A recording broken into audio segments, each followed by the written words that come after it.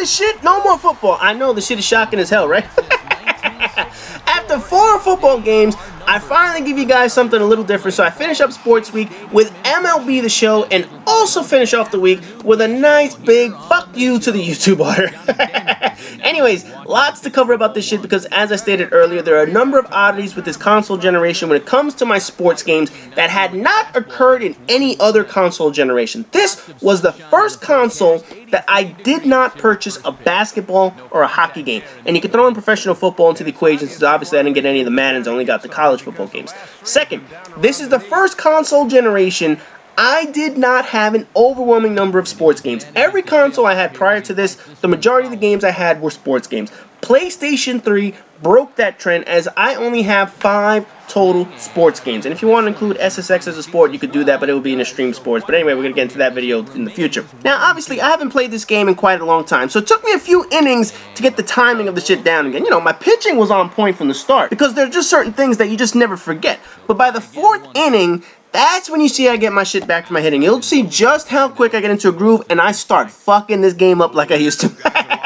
And of course, because I have the Mets, I have to beat down the Yankees up in this motherfucker. And all it took was 4 innings for me to get my muscle memory back in this motherfucker. But anyways, you'll get to see that a little bit later. As for this game, MLB The Show is a completely different breed of video games. Because of all the licensing nonsense that occurred 10 years ago, you know, back in 2004, 10 years ago, EA Sports and the NFL started up with all this stupidness with the exclusive licensing agreement. You know, the NFL made a deal with EA to be the only developer to get the NFL license to make a pro football video game. This set off a chain of reaction of sports locking up exclusive licenses. 2K Sports then locked up MLB license to be the only third-party vendor, which meant that EA could no longer make a baseball game, even though they had the best baseball game at the time. And MVP 2005 had Manny Ramirez on the cover. Oh man, that was a great fucking game. Anyway, that deal still allowed Sony, Nintendo, or Microsoft the ability to be a first-party producer to a video game. All that agreement did with 2K Sports was lock out EA, but all the console makers,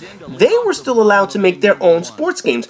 Only Sony has a sports studio with Sony San Diego, which used to be 989 Sports. Hockey and basketball were attempted to be licensed, but that didn't work. So essentially, EA Sports had football, 2K Sports had baseball as the only third-party vendor, but Sony was allowed to make a baseball game. Sony was not allowed to make a football game because the NFL is a bunch of assholes and so is EA. Hockey were the other 2 major American sports that were open to anyone, and of course FIFA's international, and EA has been making those games for 20 years now. This game that you see in the background came out in 2008, which was around the time EA and 2K were releasing their first generation of sports games for PlayStation 3 and 360 that weren't ports from prior generations. But unlike EA and 2K, a Sony-owned studio didn't struggle on Sony's machine. Matter of fact, this is almost like home field advantage. Sony San Diego created an incredibly well-designed and well-run baseball game compared to the hot mess the other studios were producing. You know, while the other 2 sports studios were learning the new consoles, Sony San Diego didn't have that problem. They were working on their home console. They didn't have to worry about porting or any of that shit that the other studios were having to deal with. They already had the better of the 2 baseball franchises that were on the market, and this game was pretty damn good. It didn't have too many bells and whistles because, after all, this is fucking baseball we're talking about. But knowing the system ahead of time certainly helped give this game an advantage they needed over 2K Sports' version of their baseball game, which, by the way, after 8 years of sucking ass, 2K finally realized they do not have the ability to keep up with MLB The Show. Part of that is Sony pushing their game over the competitions on the console. Part of that is 2K putting most of their resources into the NBA game. But MLB The Show has been the superior baseball game on the consoles. The unfortunate thing about Sony kicking the shit out of 2K is there's now no simulation baseball game on Xbox machines. Now, obviously, for PlayStation 4 fans, this is good news, and for Sony, this is great news. But when there's a lack of competition for games, you will begin to notice that the quality will start to dip. Although rumors persist that EA still wants the baseball license, shit like that again now since the 2K deal ran out at the end of 2012. But they want a football-type license deal. They want to have only MLB. They do not want Sony to have any kind of ability to make a game. So I highly doubt that will happen. But at the very least, if they're able to make a baseball again, hopefully they can recapture the magic of MVP 2005, because that was one of the best games that I will admit that EA actually created up in this motherfucker. But anyways, getting into MLB The Show, across the board, this game does almost everything well. You know, hitting felt accurate at the time, pitching got rid of those ridiculous curveballs that moved like 8 feet from off the plate for a strike. Oh man, I remember those prior games. You could throw the ball, it was pretty much off the screen, and it would curve all the way back to the goddamn plate for a strike. That shit was some bullshit, man. But anyway, fielding added levels of confidence and shit like that, you know, where you had to make sure you threw the ball accurately and you fire that shit all over the place, causing errors.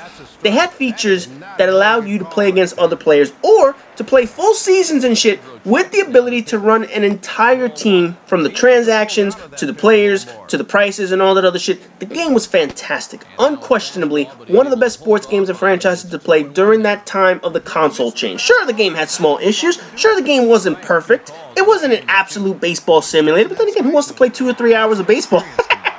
That's how long they take. No, seriously. Who the fuck can sit there through a goddamn Yankees-Red Sox game that always lasts 3 to 4 fucking hours, man? Fuck that bullshit, man. I can't stand either one of those teams. Imagine having to watch that shit for 4 hours. Fuck both of you, man. Anyway, the funny thing is, when you look at the reviews of this game, and you look at the reviews of all games that came after MLB The Show 2008, almost every single review says the same thing. The game is excellent, but it doesn't change much. The game is the best baseball game on the market, but it doesn't change year to year. Now, what I find personally funny about this, and this happens in very good sports games, is the knock that a great game isn't changing. Now, look, no game is 100% perfect, and improvements here and there are always going to be needed in any single game. But if the game runs smooth, if the game doesn't have any game-breaking glitches, yet still creates the best product, why does the game get knocked for that each fucking year? I mean, look, unlike Madden or the 2K basketball games, those games usually ship with some sort of offense versus defense issue. In one year, the game might favor the offense too much, and then the defense is terrible, allowing too many points. Then the game goes out and they change the defense, but they make cheap changes, like, you know, defenses ignoring the ball, moving faster than normal, anticipating what you're going to do before you actually do it. All games with two teams moving at the same time against each other run into that problem.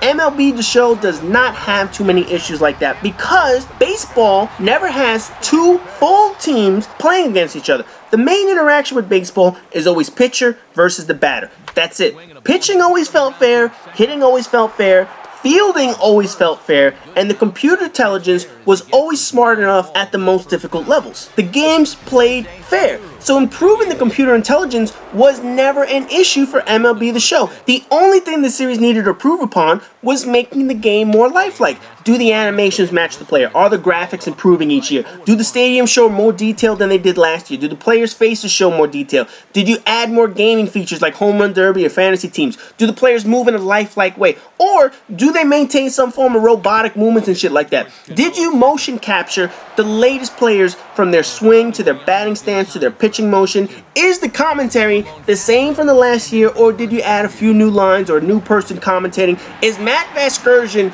always going to be the motherfucker that does this game, or can you replace him with Joe Buck or Gary Cohen at some point? You know, MLB is one of the few games that doesn't have a shitload of problems. Madden ships every year with a shitload of problems. NCAA had a shitload of problems before they discontinued the game. NBA 2K has improved over the years, but had a shitload of problems. Fuck, the live series from EA for basketball sucked so hard that they had to pull the game for 2 years in a row from releasing because it was that fucking bad. Then they tried that elite crap and that shit was garbage and didn't work out either. So it shows you games have problems. The NHL series, though, was a pretty solid game. You know, they were much like MLB The Show, where the games were always top-notch and received positive reviews. Tiger Woods Golf from EA, another top-notch game that didn't have any problems. But every year, the reviews for those games say the same thing. It feels the same. Which, by the way, is fucking golf. How different is it supposed to feel? Think about this for a second. You pull your thumbstick back to begin your swing, you push your thumbstick forward to begin your swing, and that's the fucking game. They change courses each year, so what the fuck do reviewers want them to change each year beside the courses? I mean, how do you make golf different from a control standpoint of the video game to real life thing? You know, unless you have like a Kinect or a Wiimote and you swing around your living room like an asshole and shit like that. Golf is probably the sport that changes the least out of any sport. Yet, oh, it feels the same. Get the fuck out of here with that shit, man. You know, good sports sports games are victims of their own success. Bad or mediocre sports games, they always have a chance to improve or show major improvement. MLB The Show has room for minor improvement, but the overall portion of the game, the structure of the game, is top-notch. The movements are sharp, the hitting feels natural, the fielding is routinely accurate. So what the fuck else do reviewers expect? Do you want Big Papi to jump off the screen and hug you every time you hit a fucking home run, motherfucker? Do you need hitters to adjust their cup in between each pitch so make sure their jockstrap isn't cinching their balls? There's not much to change in MLB The Show because it's already a high-quality series. You know, unlike a game like Call of Duty, where we always say, oh, it's the same shit, different year. Call of Duty creates their own story. They create their own mechanics. They create their own set pieces, animations, elements to the game, multiplayer. So when people knock Call of Duty for not changing, that's different, and rightfully so. They're not limited by the boundaries of the sports rules. I don't have a fucking commando lunge in Major League Baseball. I don't have a killer guard dog in baseball. I don't get a kill streak for getting 3 base hits in a row. These are things that are not changeable in a sports game. So when a sports game reaches the pinnacle of quality, you can't knock the game for continuing with that quality. If the game plays well, why the fuck would you knock that down the next year if it continues to play well? Don't believe me? Go look at all the reviews of sports games on websites. Mad reviews always talk about tweaks the game made that ended up fucking up the game in some way or another than the prior game. If it worked before, it should work now. But not in Madden.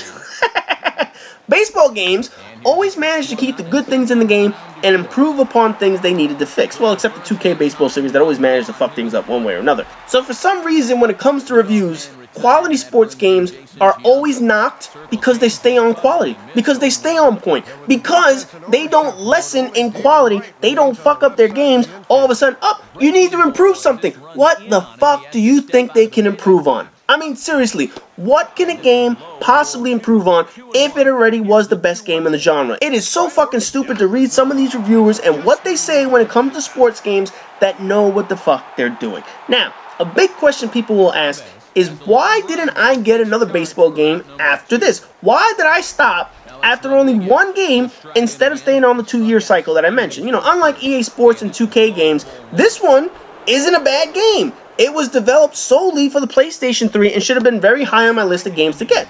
Well, the answer is a bit complicated, and there isn't one main reason why I never bought another MLB The Show game. You know, first of all, and probably the main reason, is that my tastes have changed over time. That's it. You know, the year this game came out was the year Call of Duty 4 was in style. Call of Duty 4 released in November. This game came out a few months later in March. So during that year, I found myself playing a game or two in baseball and then heading back over to Call of Duty 4 to play with friends at night. You know, most of the people on my friends list at the time were playing Call of Duty 4. And part of the fun of playing games at the time was playing with friends. So I spent most of my time splitting my gaming time between this and Call of Duty 4. Now, on a 2-year cycle, I wouldn't have bought 2009, so the next possible version would have been 2010.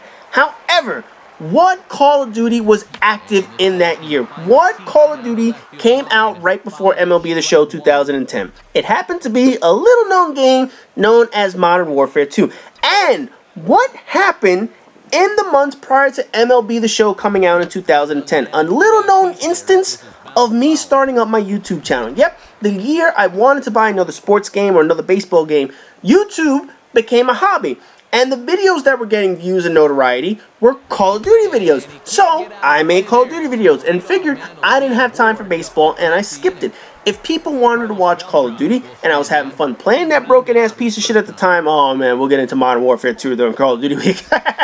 Oh, because I have some stories to tell on that motherfucker. But anyway, that year, I decided to stick with Modern Warfare 2 as opposed to going to a baseball game. I figured I might as well continue to entertain people over YouTube. And let's face it, I didn't have enough time to split my time between baseball and Call of Duty. So that was my main decision in skipping MLB The Show 2010.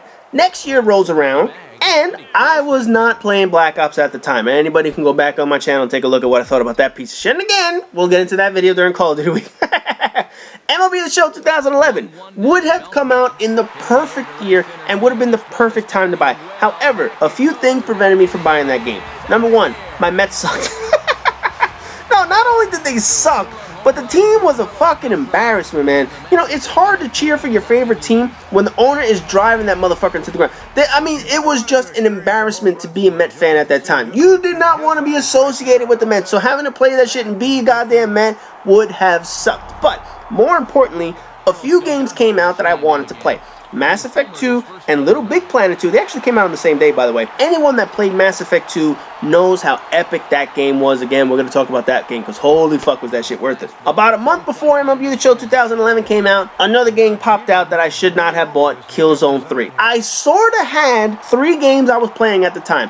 Killzone 3 sucked ass, but we already talked about that shit. Mass Effect 2 and Little Big Planet 2. My YouTube channel was only being sustained by hipfire commentary, so at that time I made the decision I need to revert back to Call of Duty 4 so I can make videos to keep people entertained, because after all, not too many people wanted to watch MLB The Show games. You know, the games could last 30 minutes to an hour and a half, so obviously that's some shit that you just can't post on YouTube. People have like an 8 to 10 minute attention span, so to be able to keep people's attention for over 30 minutes, just not happening. I mean, look at some of these videos, they're gonna go 15 or 20 minutes and shit like that, but after that, people are like, man, fuck this, I ain't watching this shit. Overall, I never got MLB The Show 2011 for a number of small reasons that led me to not purchasing up that game. Although, now looking back, I regret not actually getting that fucking game. Okay, so 2012 rolls around, and you would think that is the perfect year to buy a game again. I had a nice break from baseball. Modern Warfare 3 sucked more ass than Richard Simmons at a fart tasting contest, so I was ready for baseball. My body was ready. However, the very same day MLB The Show released, a teeny tiny little unknown game called Mass Effect 3 released. Mass Effect 3 also had a beta test run for about a month before MLB The Show came out, and that shit got me incredibly addicted to that fucking game. So needless to say, I had a game to play for years instead of a baseball game. I didn't get MLB The Show 2012 because Mass Effect 3 was my muse at the time. And I'll tell you now, when we get to that video, oh man, the stories I could tell for that sumbitch, but that's going to be way towards the end of the series up in this motherfucker. So anyway, 2012, out of the window. Mass Effect 3 took my attention away from that motherfucker. So, how about 2013? Shit, even better. I didn't even buy Call of Duty. I didn't even want Black Ops 2 in the next year. I was still playing Mass Effect 3. So I didn't have a major game to keep me busy. So this was the perfect time to invest in a baseball game. However, the urge to buy another NCAA game came around. After what I just told you guys yesterday about the lawsuits, it became a better choice. Not to mention, my Mets still sucked. And the idea of playing 162 games to finish one season compared to 14 football games to complete that season, it seemed like a no-brainer at the time. I decided I would skip out on baseball once again, and I chose NCAA football as my sports game to keep me occupied in 2013. You know, I probably could have still gotten MLB The Show that year because 162 games certainly season would have kept me busy, but I knew that baseball games weren't about to get the shit suit out of them. So I made the choice to play NCAA. I held out on buying MLB The Show 2012, although that would have been another perfect excuse to buy that fucking game. Now, after all this, after all my reasons on justifying why I didn't buy an MLB The Show game, I must say I'm itching to play some baseball. You know, I didn't buy a baseball game this year because I figured the console generation change was going to interrupt my playing time and shit like that. So, once again, I waited. I figured, you know, I'm just going to hold out and see what happens with this console generation change. However, I'm looking forward to next year, and I ain't gonna lie, man. I can tell you that in 2015, I am pretty sure I'm gonna be returning to MLB The Show. You know, I'm not gonna be playing Call of Duty next year. I've already told you about that with Advanced Warfare and shit like that. Other than Destiny and possibly the release of either The Division, The Crew, or any other major title before next year, I only have one game on my horizon for PlayStation 4. And with Treyarch scheduled to make the 2015 Call of Duty game, I already see a nice 2-year break from all this bullshit guaranteed. So I know I have plenty of time to play baseball next year, and that will be my glorious return to my favorite sport. Shit, all it took was a console generation to make me go back to my roots as a sports gamer. PlayStation 3 completely fucked me over when it came to sports games. Obviously, I mentioned in the very first videos in the week, the porting of games pretty much made some of these games unplayable for me. But now that PlayStation 4 finally got their shit together, Sony finally made an engine that makes the developers happy, I can all but guarantee that when sports games come out, the PlayStation version as well as the Xbox version are going to be equal par. They're going to be equal playing opponents with the same quality without all the bullshit that you get from porting. I am going to be a very happy sports gamer when it comes to this console generation. MLB the Show 2015 looks to be one of my first sports purchases that I plan on making up in this motherfucker. But anyways, this was a long story, but fuck it. That's how you close out a week of sports gameplay. So as always, rate, comment, subscribe, and all that good shit. And the next 5 videos up in this series are going to include, quite possibly, the most well-built game on PlayStation 3 and the worst design game on PlayStation 3. You guys are not going to want to miss those next 5 videos.